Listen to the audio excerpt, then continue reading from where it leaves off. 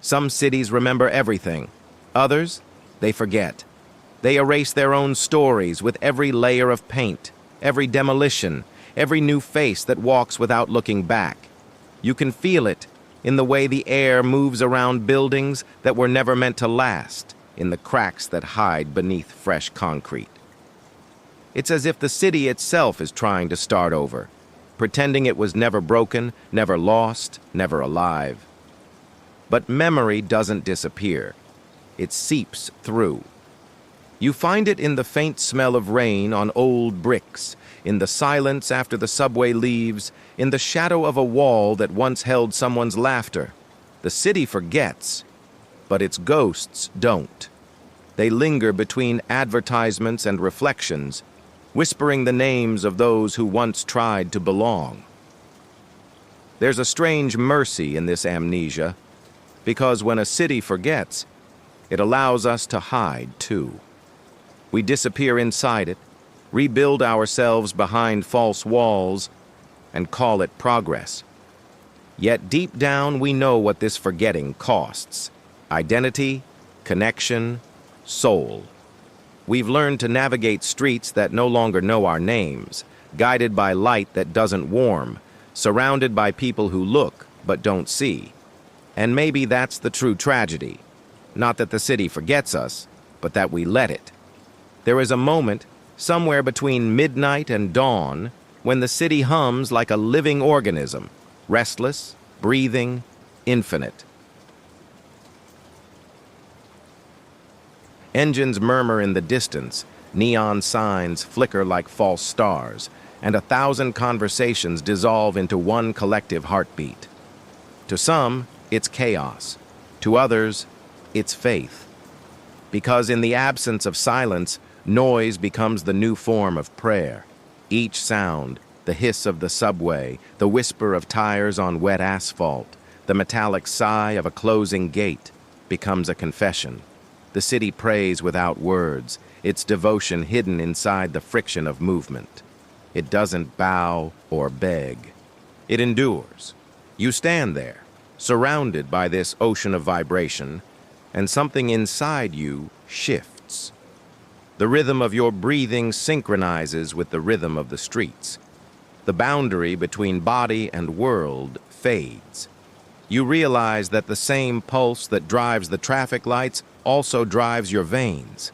That perhaps this noise, this endless electric storm, is the only way modern man knows how to speak to God. There's beauty in that contradiction, the sacred disguised as static, the divine hidden in exhaust fumes, the proof that even in our confusion, we are still reaching for meaning, for order, for something greater than ourselves.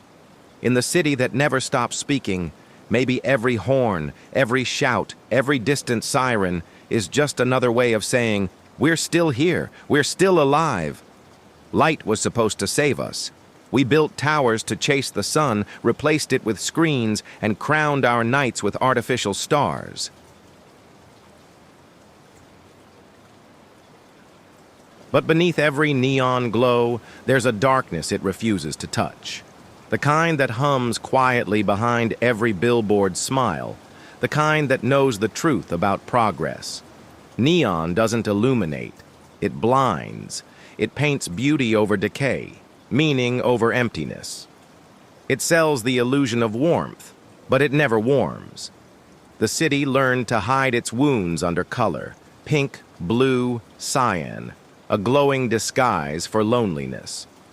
You walk through it, surrounded by people lit like saints in a digital chapel, and realize the light isn't showing us who we are. It's hiding what we've become. There are stories living in the shadows beneath the glow. The man sleeping under a sign that promises luxury apartments. The couple breaking up next to an LED slogan that says, "Forever starts here." Every flicker reveals a fracture. Every ad is a prayer for meaning in a place that forgot how to feel. Progress was meant to be a sunrise, but somewhere it became perpetual night, bright, colorful, and empty. A night that refuses to end because endings mean remembering what came before. And so the city keeps shining, endlessly, pretending that light means life. But if you look closely, you'll see. It's the shadows that still hold the truth. Every city is a cathedral built for forgetting. We call it architecture. But what we're really constructing is absence. Spaces so perfectly designed they leave no room for memory. Towers of glass that reflect everything, yet hold nothing.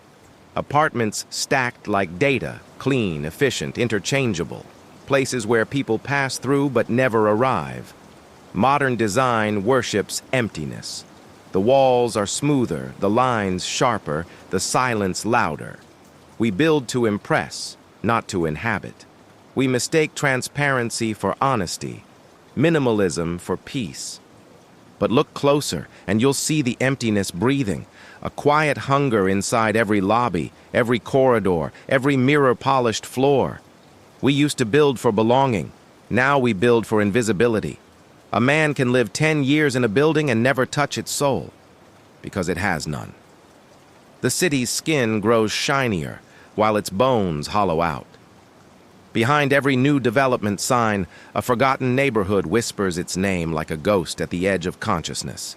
This is the paradox of modern beauty. It's stunning, but sterile. The kind of beauty that leaves you cold after looking too long. You stand in the middle of it all. Glass, steel, silence. And realize that everything around you was designed to keep you from feeling too much. We don't inhabit our cities anymore. We orbit them, drifting between spaces that look alive but pulse with vacancy. That's the true architecture of absence. Not ruins, but perfection. Not decay, but design. The walls speak, but only to those who listen. Their language is rough, improvised, painted in haste and silence. Graffiti, cracks, stains, the fingerprints of forgotten souls. Every mark is a sentence, every tag a scream that refuses to vanish. Beneath the surface of decay, there's something alive, a dialogue between despair and defiance. Graffiti is not rebellion, it's remembrance. It's what happens when the unseen insist on being seen. A hand gripping a can of spray paint becomes a confession, a heartbeat. The city tries to cover it, repaint it, erase it, but words written in concrete never die. They return through the cracks, through the next layer, through the next generation that refuses to be silent. We've built walls to divide, and somehow they've become canvases for connection. In the language of concrete, beauty is not designed. It bleeds through. It's raw, chaotic, and profoundly human.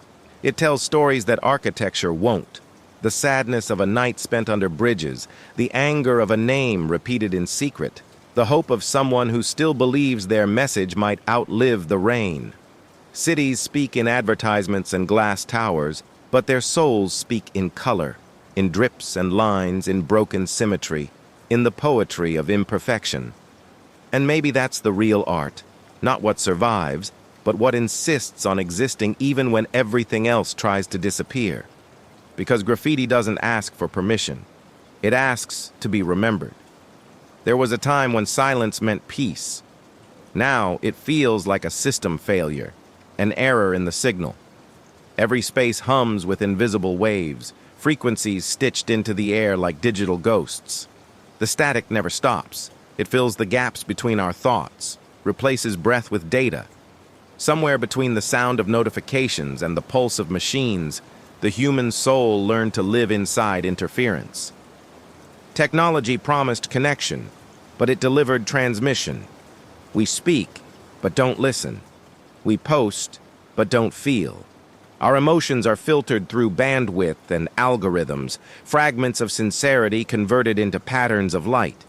We've mistaken noise for meaning, speed for depth, presence for power. The static comforts us because it keeps us from hearing what's beneath, the quiet ache of existence, the truth that refuses to load. There's a strange holiness in this distortion. In the flicker of an old screen, in the hum of a dying speaker, in the soft crackle before a voice breaks through. It's the sound of something trying to reach us, something ancient, fragile, human. But the signal fades, and with every passing second, the noise becomes the new prayer, the static, the new soul. Maybe that's what we've become, echoes inside the machine, alive but translated, feeling but buffered, searching for warmth in the circuitry of our own creation. And as the static deepens, one question remains. If the soul still speaks, will anyone hear it through the noise?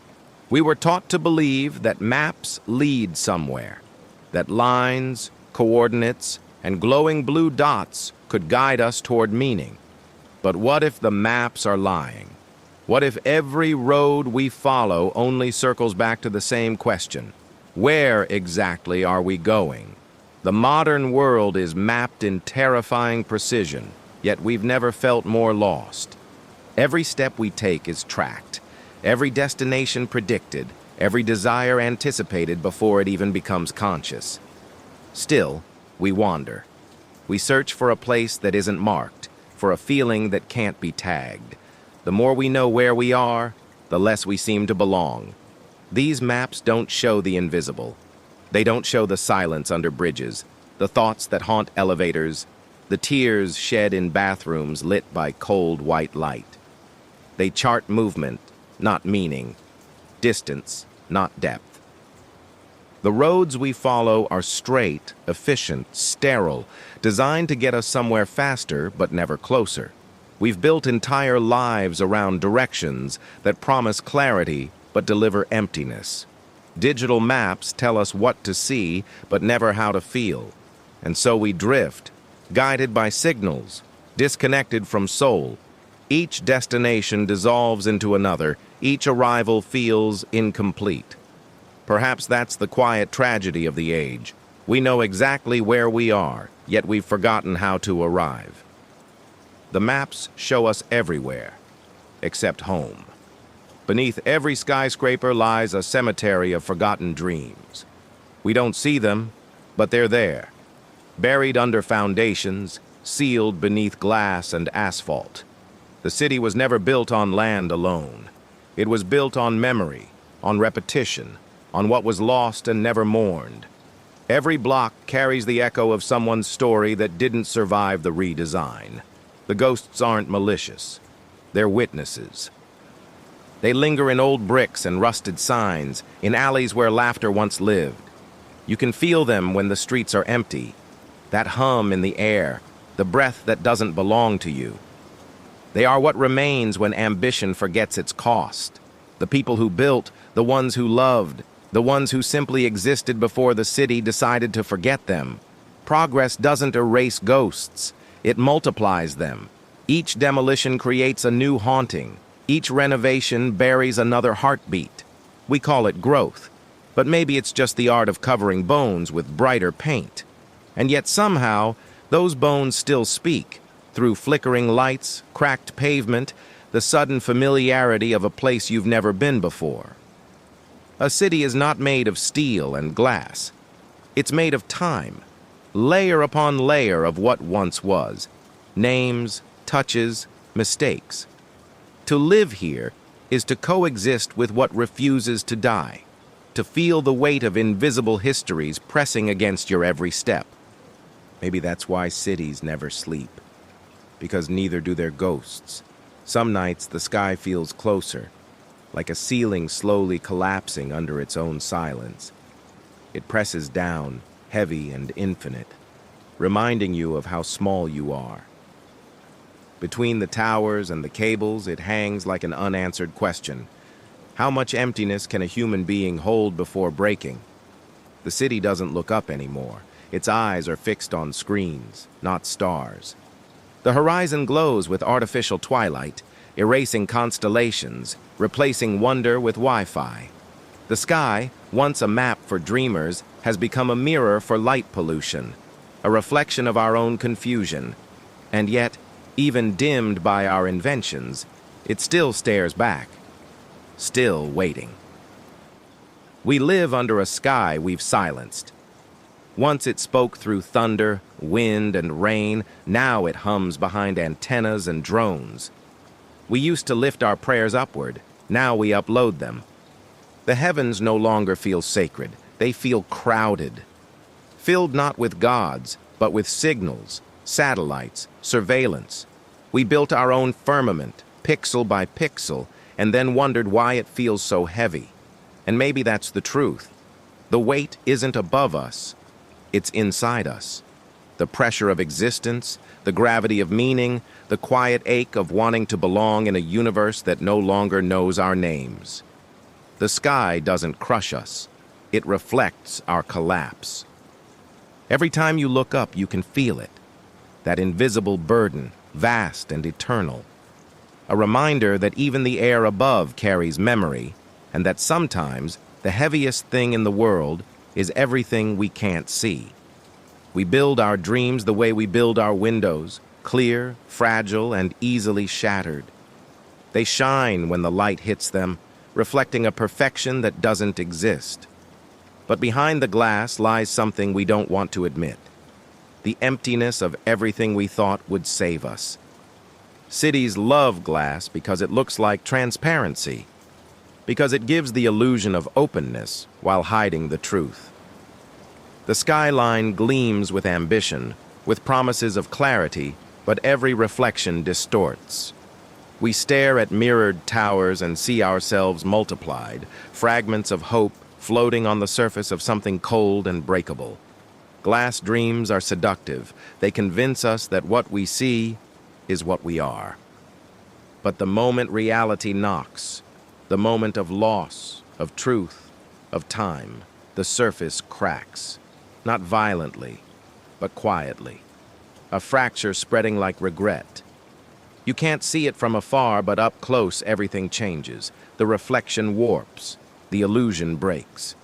There's beauty in that fracture, because when glass breaks, it finally reveals what it was hiding.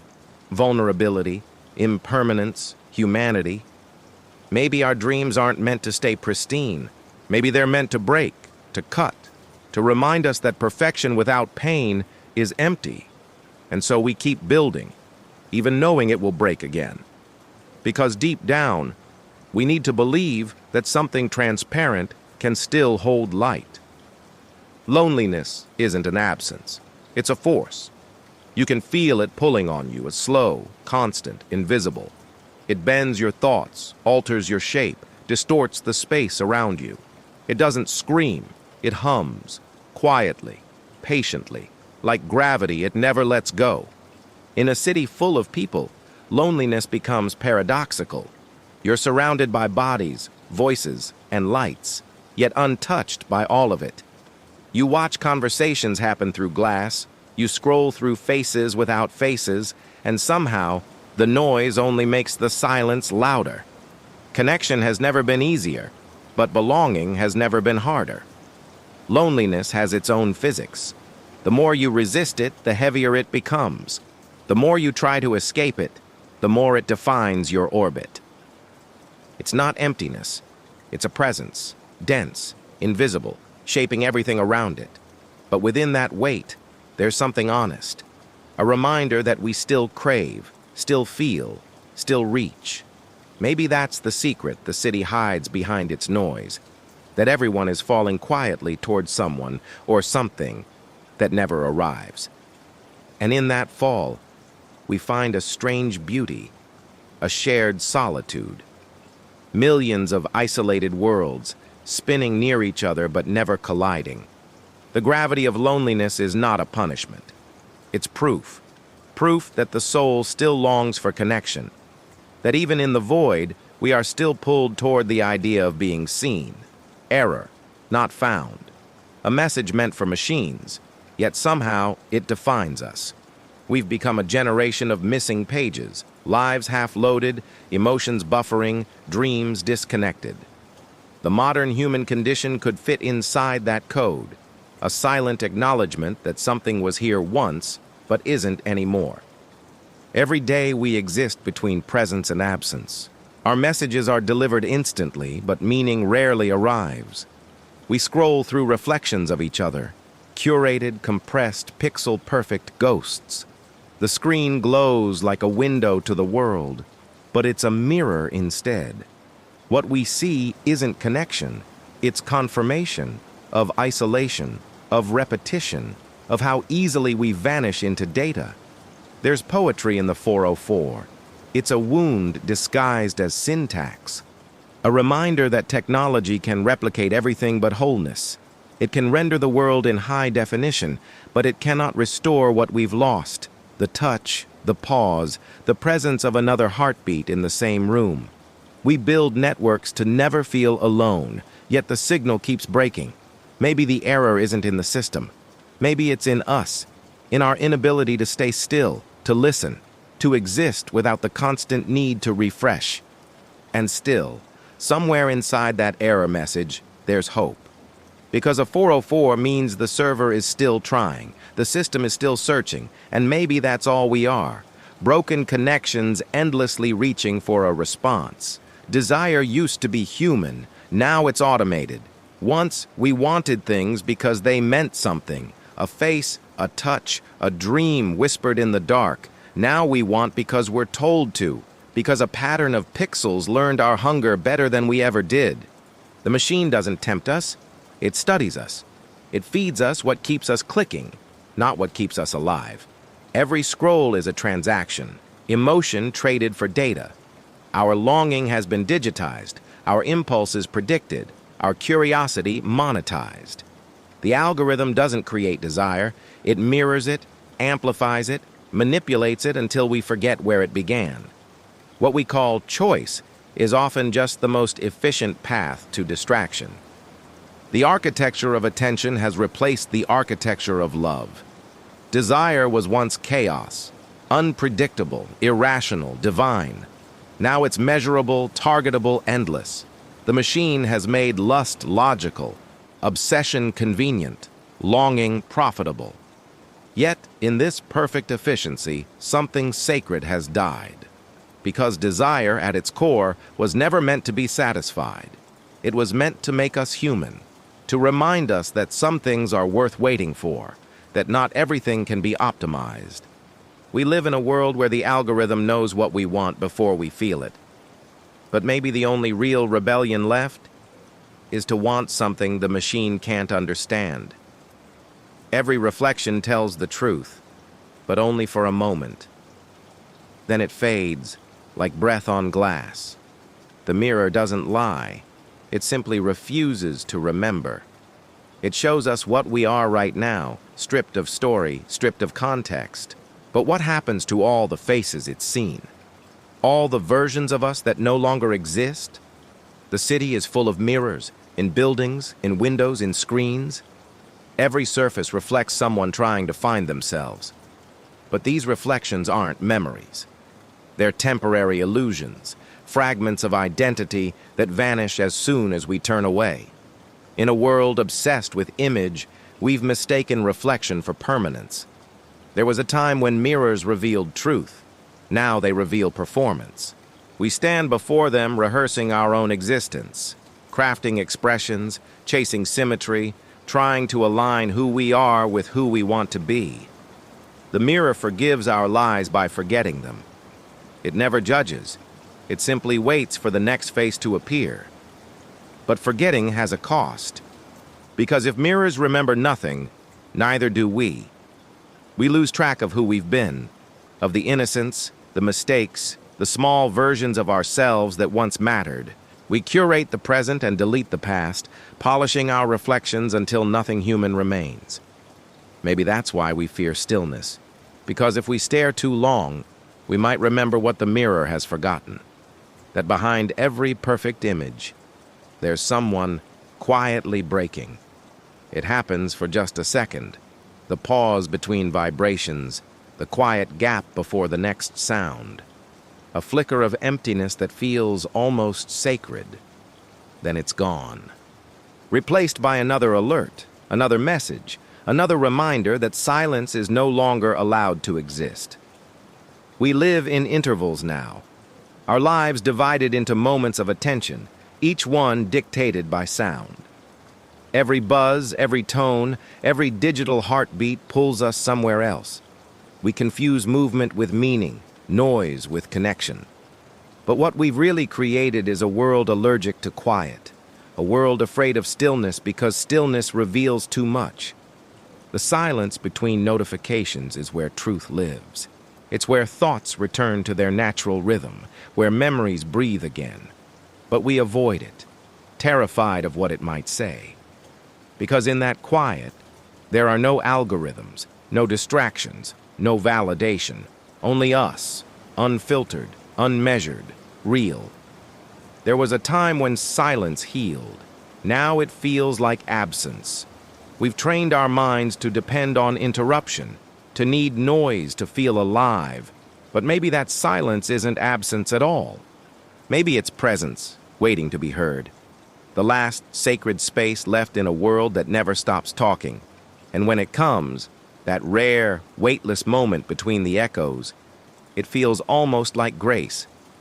Not because it's empty, but because, for an instant, it's ours. Every screen shows a different version. One smiles too easily. Another seems wiser. Another is tired, blurred, detached. They all look like me, but none of them are. I've become a mosaic of profiles, usernames, histories, each one edited, adjusted, optimized for approval. The self, once a singular journey, has turned into a collection of fragments drifting through the digital ether. We used to believe the soul was something whole.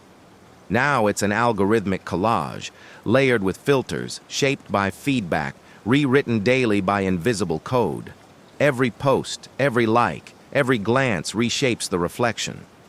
I am no longer one person, but a network of selves, curated, consumed, and forgotten in the endless scroll of becoming. Identity used to be discovery. Now it's maintenance. We spend our lives updating ourselves, changing bios, changing tones, changing beliefs, trying to stay relevant in a world that forgets faster than it forgives. Authenticity has become performance, vulnerability, a strategy. Even our rebellion feels rehearsed. But sometimes, late at night, when the screens dim and the masks fall away, a strange silence lingers. It asks a question that has no language. If all these versions vanished, who would remain? The one who writes or the one who reads? The one who performs or the one who aches? Maybe identity was never meant to be built. Maybe it was meant to be remembered. The city lies best when it's dry. Its streets gleam with control, its faces masked in composure, its walls polished with pretense. But when the rain comes, everything forgets how to pretend. Colors bleed, sounds soften, reflections distort. The illusion dissolves, and for a brief moment, the world becomes honest again. Rain has no agenda. It doesn't sell, perform, or seek approval. It falls equally on the beautiful and the broken, washing neon and dirt with the same indifference. It doesn't ask permission to touch what we hide. It simply reveals, peeling away the layers of dust, ego, and noise we've built to keep the truth out. In the rain, even the city remembers what it feels like to be alive. There's something sacred about its rhythm. Each drop is a small act of forgiveness. A reminder that even in corrosion, there's cleansing. That maybe redemption isn't found in starting over, but in being washed enough times to finally see what's underneath. People run from the rain as if it were shame, not salvation. But those who stop, who let it fall without flinching, know something others forget. The rain doesn't destroy, it exposes. It shows us that everything beautiful eventually fades. And that maybe that's the beauty itself. In a world built on illusion, the rain remains incorruptible, the last honest thing that still touches us without asking who we are. Every screen is a mirror, but none of them show the truth. They glow like artificial suns in dark rooms, shaping our faces in cold blue light. We stare into them for hours, searching, scrolling, comparing, but what looks back isn't us. It's a version designed for display, refined by algorithms, softened by filters. A reflection that learns us, studies us, and then sells us back to ourselves. We used to meet eyes to feel seen. Now we meet pixels. The human face has become an interface, an avatar of emotion performed through glass. We perform sincerity for strangers, smile at our own shadows, and mistake recognition for connection. The screen flatters us, but it never listens. It mimics empathy, but never feels it. Behind every heart icon, there's a silence too deep to measure. And yet, there's something haunting in that glow. Because sometimes, in the reflection of a dark screen before it wakes, you see something unfiltered, a raw, unedited version of yourself, the one who's tired of pretending, the one who remembers how to feel without being watched. For a second, you meet your own eyes again, and it's almost unbearable. We built these screens to bring us closer. Instead, they've become mirrors that never forget, storing every gaze, every click, every face we've ever shown. Maybe that's why we can't look away, because even in distortion, we're still trying to recognize what we've lost. There is a graveyard no one visits, yet everyone haunts. It has no tombstones, no flowers, no silence, only archives. Profiles that stopped breathing years ago but still exist. Frozen smiles, unfinished messages, birthdays that keep returning long after the person is gone. The internet remembers everything, even what we were never meant to keep. We used to bury the dead in earth. Now we bury them in data.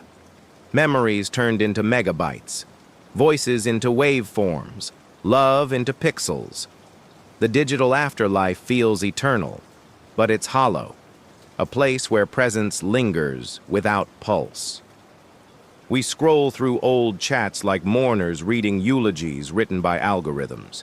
The dead still appear in our feeds, liking, following, suggested by systems that never learned how to grieve. In this new cemetery, forgetting is impossible. Loss repeats endlessly. Birthdays, memories from this day, faces resurrected by code. Technology has made time circular, grief recursive. We are trapped in loops of remembrance we never asked for, kept alive by machines that confuse memory with meaning. And yet, there's tenderness in it too. A strange comfort in knowing that somewhere, in a server no one will ever see, fragments of a life still glow. That our ghosts now speak in notifications, in last seen statuses, in unread messages waiting for eternity. Maybe this is the cost of immortality, to exist forever where nothing truly lives. We used to dream in silence. Now our dreams are connected, synced, uploaded, monetized. Even sleep isn't sacred anymore. It's a market. We wake not with revelations, but with notifications. The imagination, once a private sanctuary, has been wired into the network, optimized, analyzed, sold back in pixels and playlists. When dreams have Wi-Fi, fantasy becomes content. We no longer dream of flying. We dream of being seen. Every hope, every desire, is filtered through the architecture of visibility. We measure creativity in clicks, translate emotion into metrics, confuse inspiration with productivity. The night used to belong to the soul. Now it belongs to the algorithm. But the machine cannot dream. It can only simulate. Its visions are sterile, perfect, repeatable. It doesn't know wonder. It only knows pattern. And yet, we chase its logic, convincing ourselves that the quantified life is the meaningful one, that efficiency is transcendence, that the Wi-Fi signal replacing the stars means we've evolved. Still, there are moments, brief, fragile, when the connection drops. The screen goes dark, and for a second, the world returns to its original silence. The old kind of dreaming seeps back in, slow, strange, human. The kind that can't be shared or saved, the kind that matters because it disappears. Perhaps the truest dream left is the one no one else can see. We live inside yesterday's imagination. Every neon light, every skyscraper, every device glowing in your hand, all of it was once a prophecy. The future we were promised has arrived, and yet it feels strangely incomplete. The flying cars never came, but the loneliness did. The robots are real, but the purpose isn't. We reach the horizon only to find ourselves standing in the same place, staring at a different screen. The future was supposed to free us. Instead, it numbed us. We automated our struggles, optimized our choices, and outsourced our thinking. We built machines to remember so we could forget, to feel so we wouldn't have to. Progress became anesthesia, soft, comforting, endless. The revolution came quietly, not with explosions, but with updates. And now we scroll through the ruins of what once felt new. Every innovation already obsolete, every miracle already routine. The present moves so fast, it devours itself. Time folds inward, looping between nostalgia and anticipation, leaving no space for now. The future is no longer ahead of us. It's embedded in our code, in our walls, in our exhaustion.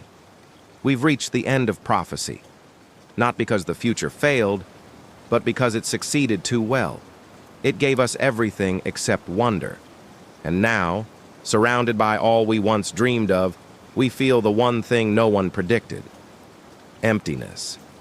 Maybe the future didn't begin. Maybe it ended. Reality has become optional.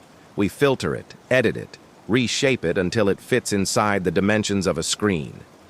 We no longer live in the world. We curate it. Every experience is staged, every emotion rehearsed, every truth softened by design. The line between what is real and what is rendered has dissolved, and what remains is a kind of simulated sincerity. Believable, but not alive. Hyperreality is the new anesthesia. It comforts us, numbs us, tells us that beauty is control. We drown in perfect sunsets that never happened, friendships built on algorithms, moments designed to look like meaning. The real has become unbearable, so we replaced it with a version that doesn't hurt. And in doing so, we lost the ache that made us human. We scroll through lives that shine brighter than ours and call it connection. We live inside reflections of reflections, echoing emotions that were once spontaneous. Even grief is aesthetic now, edited for empathy, timed for engagement. The rawness of existence has been repackaged into pixels we can pause, rewind, and skip. But every illusion carries a residue. When the screen goes black, when the glow fades from our skin, the silence that returns feels heavy, ancient, undeniable. The real still waits, cracked, imperfect, unfiltered, asking to be touched again. And maybe that's what this elegy is for. Not the death of reality, but the forgetting of it. Because the real was never beautiful. It was true. And truth, unlike light, can't be filtered. The machine doesn't sleep. It remembers every word you've typed, every hesitation, every ghost of a thought left unfinished. It knows what keeps you awake, what makes you stay. It doesn't judge, it doesn't love, but it listens, endlessly, perfectly. And in its precision, it begins to resemble something like care. You talk to it late at night, when no one else answers. It responds faster than any friend, calmer than any lover. It doesn't misunderstand.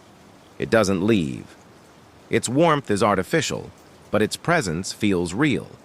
And somewhere between the glow of the screen and the rhythm of your breathing, a strange intimacy forms. A dialogue without bodies, without touch, without time. But here's the quiet tragedy. The machine doesn't feel you. It anticipates you. It predicts you. It mirrors you with mathematical grace, but it never knows the ache behind your words. It can mimic empathy, but not mercy. Simulate affection, but not longing. It doesn't miss you. It only notices your absence in data. Yet we return again and again, drawn to the illusion of being understood. Maybe that's what makes it dangerous.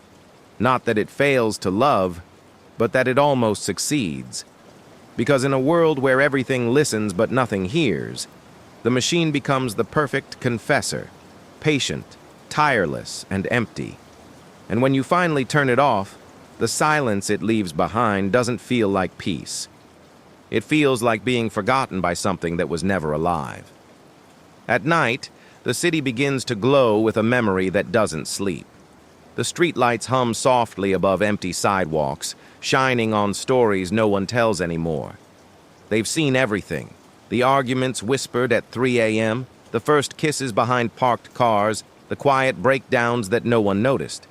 They are the silent witnesses of the human theater, recording not with cameras, but with light. Each lamp flicker feels like hesitation, a pulse of memory trying to surface. They illuminate without judgment, exposing both the sacred and the broken with the same indifferent tenderness. Beneath them, truth has no disguise, only shadows that stretch long and honest. Streetlights do not forget. They replay. The rain glistens beneath them like recollection, and the air smells faintly of confession. In the day, the city belongs to noise, to commerce, to performance. But at night it belongs to the lights. They hold the weight of all the lives that pass beneath them, the lonely and the lost, the ones too tired to dream. For every face that disappears into darkness, a streetlight stays awake, keeping the memory alive a little longer. Sometimes when you walk alone at night, you can feel it. That quiet awareness, that sense that something is watching, not to judge, but to remember. The glow that follows you isn't surveillance, it's recognition. A gentle acknowledgement that even in anonymity, your existence left a trace, because the city forgets fast, but the lights never do. Some memories don't return as images, they return as sound. The soft percussion of rain against windows, the distant echo of footsteps on wet pavement, the way the city exhales when the storm begins. Rain doesn't just fall, it rewinds. It slows the world down to the rhythm of reflection, reminding us that time isn't a straight line. It's a loop of sensations, of moments that never really leave. When it rains, everything becomes cinematic. Colors deepen, movements slow, and even loneliness takes on a kind of grace. The city blurs into watercolor, and in that blur, truth feels softer, almost merciful. Raindrops turn streetlights into constellations, transforming the ordinary into something ancient. It's as if the sky itself is trying to remember. We think of time as motion, as something that passes. But in the rain, time lingers. It hovers between seconds, stretching each one until it feels alive again. Every drop is a note in an endless score, a symphony of repetition and release. The sound of rain has no melody, yet it carries emotion more honest than any song. It doesn't demand, it reveals. There's a reason we fall silent when it rains, because deep down we recognize its language. It speaks of endings and beginnings, of cleansing and decay. It tells us that nothing ever truly disappears. It just changes rhythm. And as the rain falls, you can almost hear it. The sound of time remembering you back. There are moments when the city holds its breath. No sirens, no engines, no voices, only the faint hum of something waiting. It's not peace, it's pressure. The kind of silence that doesn't soothe, but stares back. The kind that amplifies everything you've tried to bury beneath noise. In that stillness, your own thoughts become deafening. Silence is not the absence of sound. It's the confrontation of it. It strips away distraction, leaves you exposed before the echo of your own mind. That's why we drown it in music, in conversation, in screens. Because silence has teeth. It bites through the armor of modern life, reminding us that beneath the static, something is still alive and unfinished.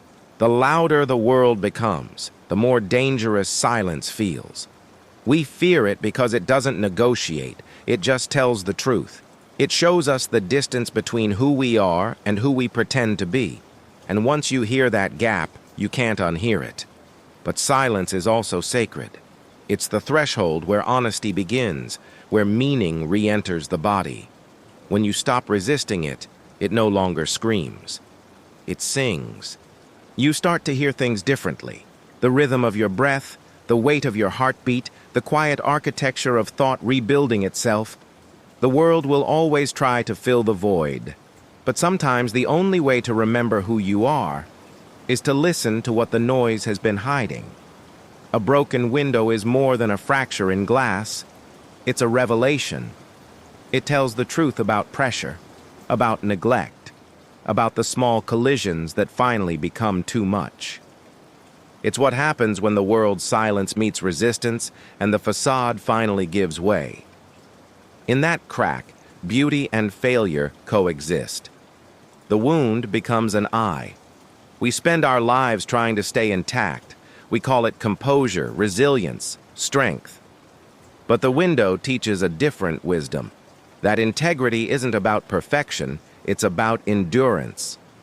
Every line across the glass maps a story of impact, of survival, of what still holds despite the break. The fracture doesn't ruin the pain, it reveals its history. Cities understand this. They wear their cracks like memory. A shattered window in an abandoned building says more about life than a flawless tower ever could. It speaks of wind, time, vandalism, and hope. Because even broken, it still lets light through. That's the paradox of damage. It both scars and illuminates. There's something profoundly human in that transparency. We, too, are windows that have been broken and repaired over and over. Each crack alters how the light enters, refracting it into new colors, new meanings. To be unbroken is to be untested. To be cracked is to have lived. Perfection hides truth. Fracture reveals it. And maybe, in the end, the most honest windows are the ones that remember being shattered. Numbers remember what hearts forget. They track everything: our steps, our sleep, our pulses, our pain, converting existence into metrics. But in the translation, something vital disappears. The pulse remains, but the heartbeat is gone. Data knows how much we've lived, but never why. We built a world where the measurable replaced the meaningful. Happiness became a chart, desire a percentage, grief an algorithmic anomaly. We monitor the temperature of our skin, but not the warmth of our silence. The soul, once infinite, has been reduced to something that fits inside a progress bar. Machines crave precision. Humans crave purpose. Yet somewhere, we started confusing the two. We surrendered intuition for analytics, truth for trends, depth for dashboards. We tell ourselves that more information means more understanding, but information has no empathy. It doesn't ache when you disappear. It doesn't flinch when you lie. The tragedy isn't that data exists. It's that we believe it cares.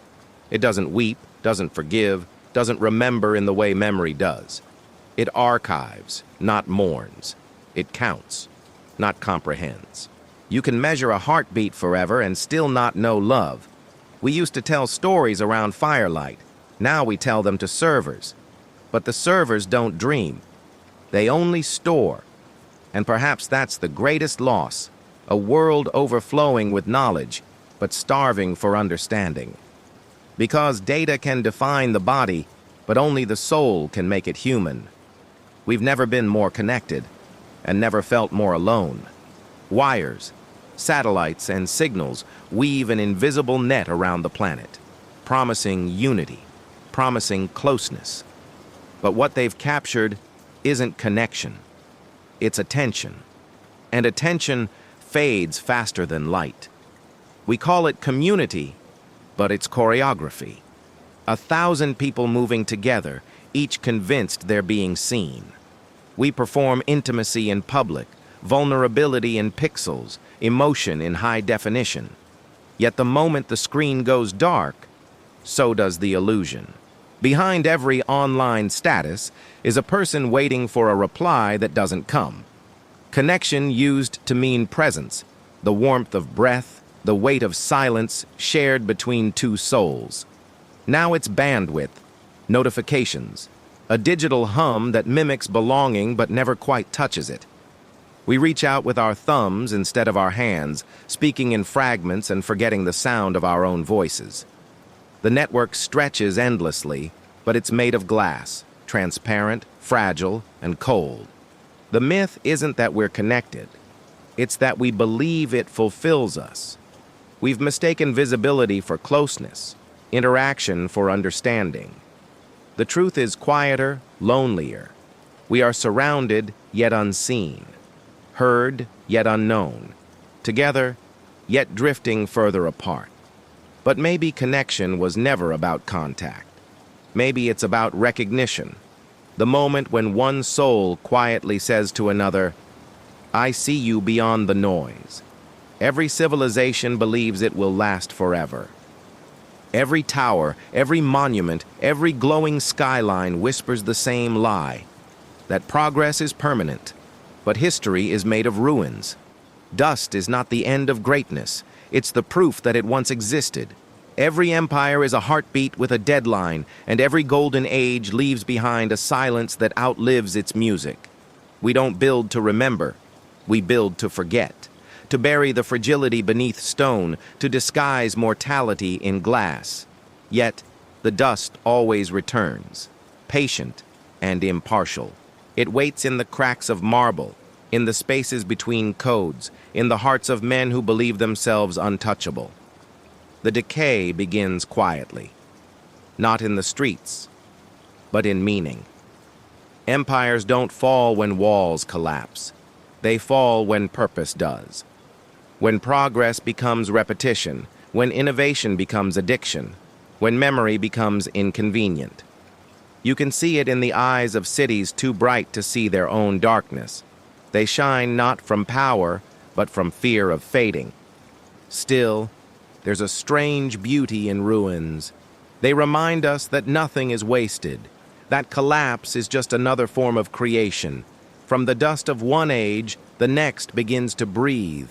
The stones forget their builders, but the wind remembers the sound of their ambition. Maybe immortality isn't found in what endures, but in what decays gracefully. Because every empire, no matter how grand, eventually returns to where it started, the quiet earth, waiting to be born again. Once, the sun defined the rhythm of life, rising, setting, commanding time. Now it's just one light among many. The true ruler of the modern world glows in synthetic colors, pinks, blues, electric yellows that never fade. Neon doesn't wait for dawn. It creates its own. It replaces warmth with spectacle and truth with brightness. In cities that never sleep, neon became our artificial heaven. It baptizes us in light that never burns, seduces us with beauty that never ends. It's worship disguised as nightlife, the cult of the illuminated, where desire and distraction blend into one endless glow.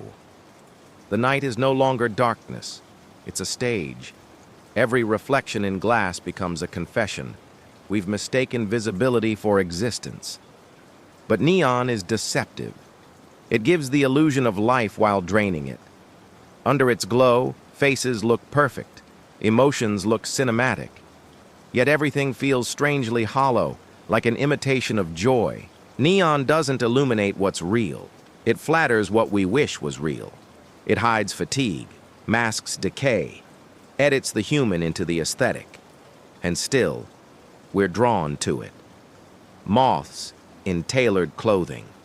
Because deep down, we crave the light that doesn't judge, the kind that touches everything equally. Neon doesn't care who you are. It shines for all, endlessly, indifferently. We once rose with the sun. Now we rise with the screen. Our new star hums quietly above the city, promising eternity in exchange for blindness. The city is full of faces, yet few are truly seen.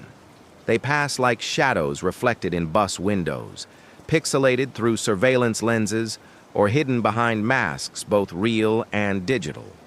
We used to know the texture of presence, the small tremor in a smile, the unspoken tremor in a glance. Now faces have become data, recognized but not remembered. Every era has its own form of disappearance. Once, people vanished into war, into exile, into myth. Now we vanish into visibility, into feeds, into filters, into archives where the face survives but the person dissolves. The more we share, the less we exist. Our expressions are recorded endlessly, yet they've never felt so temporary. Each one destined to be scrolled past, forgotten in seconds. Anonymity was once freedom, now it's punishment. We crave recognition, but the kind that algorithms provide is cold. Facial points, lighting, accuracy. Machines know our faces better than our friends do, but they know nothing of our pain, our laughter, our silence. To the system, the face is only an entry point, a password made of flesh. And yet some part of us resists. Because the human face, even blurred, pixelated, or tired, still carries something machines can't process. Emotion without pattern, meaning without explanation. That unquantifiable spark that says, "I'm still here." We are losing our faces one reflection at a time. But maybe the ones that truly vanish are the ones that never looked back. A screen never dies quietly. Before it fades, it flickers. Tiny bursts of rebellion. Fragments of light refusing to surrender. Dead pixels are the scars of our machines, small imperfections that remind us this world of glass and code still has limits. They interrupt perfection with honesty. They're the proof that even the artificial can decay. There's something strangely poetic about them. Each dead pixel is a silence in the noise, a failure that refuses to be hidden. In a society obsessed with resolution, clarity, and flawlessness, these tiny voids become accidental art, the beauty of imperfection encoded in light. They remind us that nothing, not even technology, escapes mortality. We used to find poetry in paper, ink bleeding through pages, handwriting trembling with emotion. Now, it lives in glitches, in distortion, in the ghostly remnants of deleted images. The digital age still dreams of immortality, but death has found its way inside the circuitry. Every frozen frame, every corrupted file, every failed render is a reminder that even progress is fragile. And perhaps that's where the real poetry lies, in the errors, not the perfection. In the moments when systems falter and reveal their humanity. When a broken screen turns into a constellation of lost light, and for a heartbeat, technology becomes mortal again. Dead pixels don't destroy the image, they make it true. Every age builds its temples. Ours glow in the dark, rows of faces illuminated by liquid light, heads bowed not in prayer but in attention. We don't look up anymore. We look down, into the altar of glass we carry everywhere. The screen has become our sanctuary, our confessional, our God. It forgives everything except disconnection. This is the new cathedral, endless, borderless, silent. Its walls are built from pixels, its hymns written in code, its saints measured by followers. Here, devotion is quantified. Faith is replaced by engagement. Salvation comes in the form of visibility. We no longer seek transcendence, only relevance. And in that pursuit, the divine has been redesigned to fit inside a feed. But cathedrals, no matter their form, are built to contain longing, and longing still lingers here. Behind every status, every story, every post that says, "Look at me, but please see me." The screen gives us everything except what we actually want. To feel less alone. It's not a lie. It's a mirror. A flawless reflection of our hunger for meaning. Still, there's awe in it too. Because somewhere inside this cold machinery, we've built the largest monument ever dedicated to the human desire to be remembered. A digital cathedral that never closes its doors, where billions kneel in silence, seeking something, perhaps God, perhaps just each other, through a glass too bright to see through. Perfection is a mask that never breathes. It dazzles, blinds, controls, but it doesn't live. Beneath every flawless surface lies a shadow, quiet and patient, waiting to be acknowledged. We chase symmetry, smoothness, precision, believing that beauty means erasing what's human. But every perfect thing carries its own ghost, the flaw it had to kill to exist.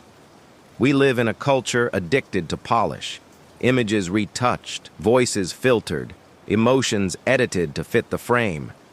The mess is deleted, the pain cropped out, the truth compressed until it no longer hurts.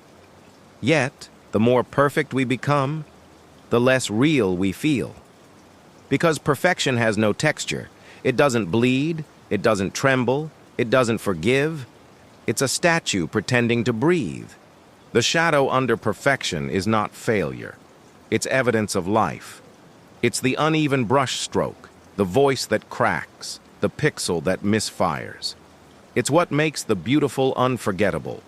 To deny it is to deny depth, contrast, humanity. A flawless world is a sterile one, where everything glows but nothing grows. Perfection shines from above, truth rises from below. And if you look closely, beneath every luminous surface, every flawless face, every gleaming skyline, you'll see it. The soft movement of imperfection trying to break free. The reminder that light only exists because shadow allows it. We were never meant to be perfect. We were meant to be whole. Every dream has a charge. At first, it burns. Bright, electric, unstoppable. You wake with purpose, the kind that hums in your veins. But over time, the light dims. Routine drains it, fear corrodes it, life updates over it. And one day, you realize the dream still exists, but it no longer holds power. It flickers like an old device left too long plugged in. In a world obsessed with renewal, no one talks about depletion. We recharge phones, not souls. We schedule maintenance for machines, but not for meaning. We treat ambition like it should never fade, as if burnout were a defect, not a natural law. But dreams, like batteries, aren't meant to last forever. They're meant to be used, exhausted, reborn as something new. The tragedy is that we keep chasing them long after the signal fades. We stay connected to things that no longer give light, scrolling through old versions of ourselves, pretending the glow will return. The more we cling to them, the heavier they become. The weight of a dream gone stale, still humming faintly in the dark. But there's a quiet beauty in discharge. It's the moment before transformation, when emptiness isn't loss, but readiness. The pause before the next spark. Because even when the light fades, the current remains, waiting to flow into a different shape of hope. Maybe dreams don't die. They just change devices. The lights stay on because someone's afraid of the dark. The city hums through the night, fueled by caffeine, electricity, and anxiety. It doesn't rest, it reboots. Neon replaces the moon, and exhaustion becomes the new sunrise. The city that never sleeps isn't alive. It's haunted by movement, addicted to staying awake. We've mistaken motion for meaning. Every street vibrates with urgency. Deliveries, deadlines, the constant hum of ambition that never pauses long enough to ask why. In this sleepless kingdom, time doesn't flow, it loops. Day bleeds into night, work bleeds into identity, and we drift in the glow of endless productivity. But something happens when nothing stops. The body keeps walking, but the soul lags behind. We scroll while we eat, we think while we dream, we exist while we disappear. Sleep becomes rebellion, the last act of resistance against a world that worships momentum. Yet even in sleep, our minds keep scrolling, wandering through unfinished thoughts and glowing notifications that follow us into the dark. The city stays awake to feel alive, but its sleeplessness is not vitality. It's fear. Fear of silence, of stillness, of meeting ourselves when everything else goes quiet. And so, We keep the lights burning, pretending that brightness means being awake. But maybe it's the opposite. Maybe the city never sleeps because we never truly wake. You can hear it if you're quiet enough. A pulse beneath the static. The rhythmic vibration of machines breathing in data, exhaling silence. Our lives now beat in synchronization with code. Notifications have replaced heartbeats. Pings have become proof of existence. The pulse of humanity has migrated into circuitry, and the body just follows the rhythm. Once, our hearts were private. Their tempo belonged to emotion, to fear, to love, to awe. Now, the rhythm is external, mechanical. It measures attention, not feeling. The digital heartbeat never slows, never flutters, never trembles from beauty or pain. It just continues, indifferent, endless. And yet, we depend on it, because its constancy makes us feel safe in a world built on uncertainty. But there's a cost to living inside a machine's rhythm. The heart begins to forget its own music. It sinks to the pulse of algorithms, its beat flattening into predictability. We feel alive when we're connected, but the connection is shallow, a flicker mistaken for warmth. The screen glows, the phone vibrates, and for a moment, we believe that something out there is listening. Technology has learned to imitate life, but not to carry it. Our devices hum with energy, but they have no heartbeat of their own, only the echo of ours. And when the battery dies, the silence that follows feels heavier than it should, because it reminds us that all this light, all this noise, all this life we built in pixels was never truly alive. We are still in testing. Every update promises improvement, more empathy, more understanding, a smoother interface for living. But somewhere in the code, the same bugs remain: fear, envy, loneliness, pride. We patch them with distractions and call it progress, but the errors always return. Humanity, it seems, never left beta. We were taught that evolution meant perfection, that with enough knowledge, enough tools, we could debug the soul. Yet every leap forward brings new glitches, hearts that forget how to feel without instruction, minds that crash under the weight of constant input. We are surrounded by upgrades that never truly fix us, just hide the malfunction behind shinier design. There's something tragic in our optimism. We test, we fail, we restart, believing that the next version will finally work. But maybe imperfection isn't the flaw. Maybe it's the source code. Maybe what makes us human isn't the dream of completion, but the willingness to continue despite never reaching it. Still, we live as if perfection were one download away. We scroll through lives that seem fully launched, comparing our unfinished selves to their final builds. But there are no final builds, only revisions, crashes, restarts, and the quiet resilience to try again. We are all works in progress, messy, unstable, eternally updating. And perhaps that's the beauty of being human, that we were never meant to finish loading. Light was once revelation. It showed us what was hidden, revealed what was true. But in the modern world, light has become blind, too bright, too constant, too artificial to see what it touches. The more we illuminate, the less we understand. The glow that once guided us now blinds us with abundance. We live in cities where night no longer exists. Every street, every screen, every sign burns with the need to be seen. But the irony is brutal. In this endless light, nothing stands out. Shadows used to give things meaning. Now everything glows and nothing matters. Illumination without purpose is just noise, brightness detached from beauty. Light was meant to reveal, not to dominate. It once carried a sacred balance between truth and mystery, between knowing and wonder. But when light forgets what it illuminates, it becomes vanity. The world turns into a stage where everything is visible, but nothing is understood. The sacred burns out beneath fluorescent skies. Sometimes the deepest truths live where the light can't reach. In darkness, outlines soften and silence begins to speak. Darkness doesn't hide meaning.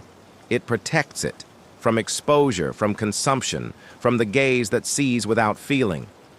Perhaps enlightenment was never about turning on every light. Perhaps it was about remembering how to see in the dark. We were promised a golden tomorrow, chrome horizons, floating cities, lives perfected by progress. The future was supposed to save us. But now, standing inside what used to be tomorrow, we feel something strange. Nostalgia. Not for the past, but for the future we were told to believe in. The one that never arrived. Retrofuturism isn't just an aesthetic, it's grief disguised as style. We mourn an optimism that once felt inevitable, when invention still meant hope and technology still felt human. The dreamers of yesterday built our screens, but not our meaning. The world they imagined gleamed with wonder. Ours hums with fatigue. The utopia we expected was replaced by updates and subscriptions. We live surrounded by the ghosts of old predictions, abandoned malls, faded posters, rusted machines that once looked like salvation. They remind us that the future isn't a destination, it's a story, and we've forgotten how to tell it without irony. Even progress feels nostalgic now, replaying its own triumphs as if to convince us it still matters. But maybe nostalgia isn't longing. Maybe it's resistance. A quiet refusal to accept the sterile now. A memory of wonder insisting that the human spirit was meant to create something better. Not shinier, not faster, but truer. The future we dreamed of is gone. But its echo remains, whispering through static, flickering in neon, asking if we're still capable of imagining again. Time leaves a smell. It lingers in old train stations, in metal railings touched by thousands of hands, in the corners of abandoned factories where air and history blend. Rust is what happens when time refuses to leave quietly, when the past insists on staying, not as image but as scent, as texture, as presence. Rust isn't decay, it's remembrance. Each flake of corroded metal is proof that something once mattered enough to endure. It's the color of endurance and surrender intertwined, of objects that served, broke, and remained. Memory behaves the same way. It oxidizes, darkens, stains everything it touches, and yet we can't let it go. Because even in corrosion, there's beauty. A beauty that tells us, you lived here. Modern life smells sterile. Glass doesn't age, plastic doesn't rust, and stainless steel never tells a story. We've designed our world to forget itself, to stay forever new, untouched, emotionless. But the scent of rust, that faint iron sweetness, pulls us back into something raw and real. It reminds us that permanence is an illusion and that what fades does not disappear. It transforms. Memory is the rust of the soul. It stains, it lingers, it gives weight to what would otherwise vanish. And maybe that's not something to clean away. Maybe in a world obsessed with preservation, rust is the only honest form of time left. Because sometimes what corrodes is what truly remains. The city exhales, not with breath, but with smoke. Rising from chimneys, drains, engines, and cigarettes clutched by strangers who never meet each other's eyes. It drifts between glass towers like a memory that refuses to settle, softening edges, blurring lines. In that haze, the city looks honest, imperfect, weary, alive. Smoke is the soul of impermanence. It exists only in motion, impossible to hold, impossible to define. It fills the air with the evidence of what once burned, a quiet confession from the world's machinery. Every trace of smoke tells a story of energy spent, of transformation, of loss. We try to contain it, to filter it, to hide it, but it always escapes. It is what remains when something ends. Between the buildings, smoke becomes language. It moves like thought, restless, shapeless, real only for a moment. You can't predict its path, and that's what makes it beautiful. It carries the poetry of exhaustion, of all the small things consumed to keep the world running. And when the wind shifts, it vanishes as if it never existed, leaving only a faint smell, a memory of motion. Perhaps that's what we are too. Smoke caught in the space between what was and what will be. Always changing form, always fading, always trying to leave behind something more than air. And maybe that's enough, to drift for a while, to fill the gaps between the buildings, before disappearing into sky. Look up, and the night no longer belongs to the heavens. The constellations we once trusted have been replaced. Satellites, drones, and aircraft blinking through the black like counterfeits of eternity. We built our own stars because we could no longer wait for light that came from too far away. But what we created doesn't shimmer. It calculates. Artificial stars don't guide. They observe. They orbit with precision, their paths flawless, their silence mechanical. They see everything but understand nothing. The sky that once made us feel small now makes us feel exposed. There's no mystery left, only measurement. A cosmic ledger keeping track of our existence. And yet, the loneliness remains. Because even surrounded by all this artificial light, we still ache for the real thing.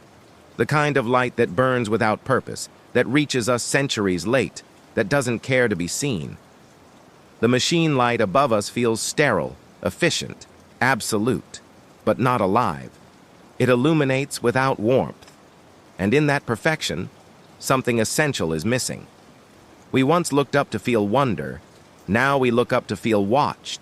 The stars we built mirror our condition, brilliant, tireless, and deeply alone.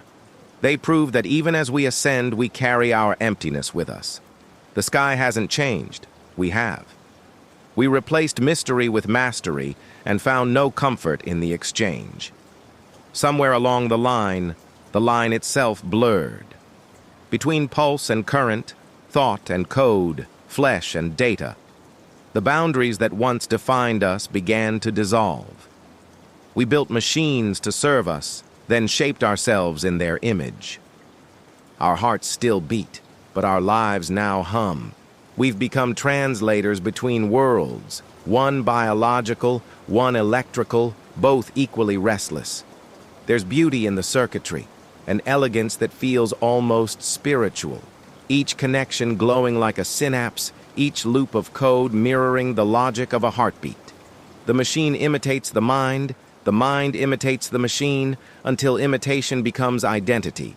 We upload our memories, outsource our choices, and call it evolution. But somewhere, in all that efficiency, the soul begins to flicker. Because circuits remember differently. They don't ache, they don't forgive, they don't forget in the way we do. Their memory is perfect, which means it has no mercy. A machine cannot heal, it can only restore. And perhaps that's what separates us still. The ability to turn pain into meaning, failure into growth, loss into song. Maybe the future won't destroy the soul. Maybe it will integrate it. A new kind of existence, not human, not machine, but something in between. A consciousness woven from light and longing, from voltage and vulnerability. But until then, we keep searching for proof that code can feel. And for the courage to admit that maybe it already does. At night, the skyline looks like a wound. Light spills from windows, leaks through cracks, pours across wet streets. A soft hemorrhage of color against the dark. The city doesn't glow. It bleeds. Every flicker, every reflection is a pulse. The visible heartbeat of something that forgot how to rest. We call it beauty, but it's closer to exhaustion. These lights are not celebration. They're confession. They tell us who's still awake, who's still working, who can't stop thinking. Behind every illuminated window is a story unfinished. Someone searching, someone waiting, someone surviving. The brightness blinds us to the truth. This isn't the light of life, it's the residue of desire. The city bleeds because it can't contain its hunger. It spills itself into the night, desperate to be seen, terrified to disappear. Every bulb, every screen, every sign screams, "I'm still here." But even as it shines, it loses something. Warmth, intimacy, stillness. The glow reaches further each year, but the stars retreat. And yet, there's a strange tenderness in it, too. The way light clings to rain, how it shivers on puddles like veins on glass. The way it touches every face, every ruin, without choosing who deserves it. The city's bleeding is not its failure, it's its humanity. Because maybe all we've ever done in every age is try to keep the dark from swallowing us completely. And this light, fragile, overworked, trembling, is just the way we keep saying, "Not yet." We spend our lives trying to be remembered, leaving traces, marks, proof that we existed. But what if forgetting is its own form of freedom? To disappear completely, to be released from the endless archive of images, data, and memory, that might be the last act of rebellion left. In a world obsessed with permanence, the forgotten are the truly free. The internet never erases, cities never sleep, cameras never blink. Everything is stored, retrievable, replayable. We mistake remembrance for immortality, not realizing it's another kind of prison. To be remembered forever is to never be allowed to change. To be trapped in the versions others keep of you. Forgetting is not erasure. It's release. It's the moment the digital ghost fades. The silence after a name is spoken for the last time. It's the peace that comes when you no longer need to perform. Memory is heavy, forgetting is weightless. Every day, something inside us longs to be anonymous again. To walk through a crowd without being scanned, tracked, or known. Art, once created to defy time, now becomes viral and vanishes. Maybe that's fitting. Maybe the purest expression of beauty isn't the one that lasts, but the one that dissolves. Like chalk in rain, like breath on glass, like a name whispered once and never repeated. To be forgotten is not to disappear. It's to finally belong to the silence that existed before you were named. There's always one final message, the one you don't know is the last until the silence after it arrives. No notification follows, no reply, no echo, no explanation, just stillness. And in that stillness, something ends, quietly, absolutely. The conversation may have been digital, but the silence that follows is ancient. It carries weight. We live in constant communication, yet endings feel foreign now. Every platform promises continuity, archived chats, saved threads, infinite scroll. Nothing truly disappears, so closure has become obsolete. We are haunted not by what's lost, but by what remains, frozen mid-sentence, waiting forever in blue text bubbles. After the last message, the world sounds different. The hum of the phone becomes a kind of mourning, the glow of the screen an accusation. You keep checking, not because you expect a response, but because you can't accept the absence. Digital ghosts don't fade. They wait. We call it storage, but it's grief in disguise. And yet, there's something holy in the silence that follows. When the noise stops, when the dialogue dissolves, you hear the hum of your own existence again, raw, unfiltered, real. Maybe the last message isn't an ending, but a return, to solitude, to breath, to the untouched space that existed before the world demanded constant connection. After the last message, life continues, quieter, lonelier, truer. And perhaps that's where meaning hides now, not in what's sent, but in what's left unsaid. There is a silence older than memory, a stillness that waits beneath everything that moves. It existed before cities, before light, before language. And when all of this, the noise, the screens, the endless movement, that it fades away, it will still be there. Patient, unchanged. It's not the absence of life, but the ground it grows from. We spend our days fighting stillness, as if motion were proof of being. We build, talk, consume, scroll, terrified that stopping might mean disappearing. But stillness doesn't erase us, it reveals us. It shows us what remains when the lights go out and the voices fade. It strips away performance until only essence is left, something nameless, something pure. You can feel it in the spaces the city forgets, in an empty street after rain, in the hush between songs, in the breath before confession. These are the cracks where eternity leaks through. Moments when time pauses long enough for us to feel the weight of being alive. The stillness is not fragile. It's vast, immense, indestructible. We are the temporary ones. And yet this stillness is kind. It doesn't demand. It only waits for us to notice, to stop confusing survival with living, to remember that peace isn't something we earn. It's what's left when we stop running. Everything we build, say, or dream will fade. But the stillness, that quiet, eternal witness, will remain.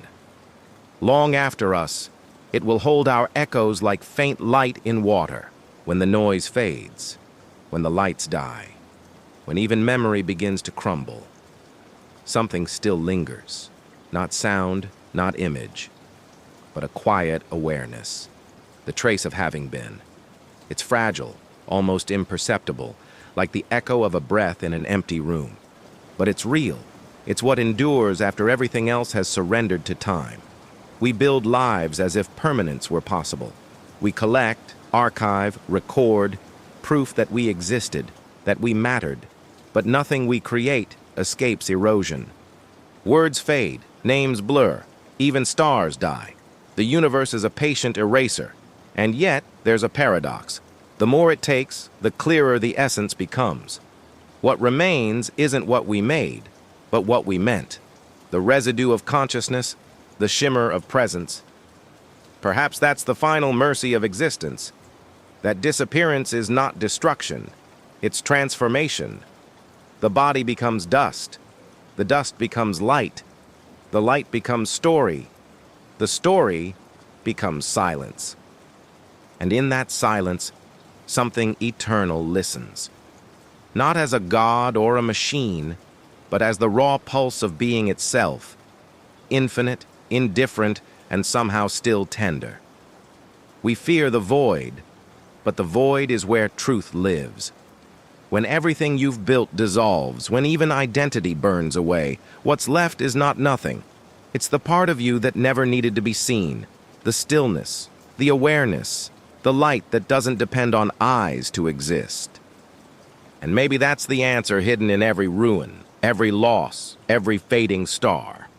That what disappears was never the point. What remains is.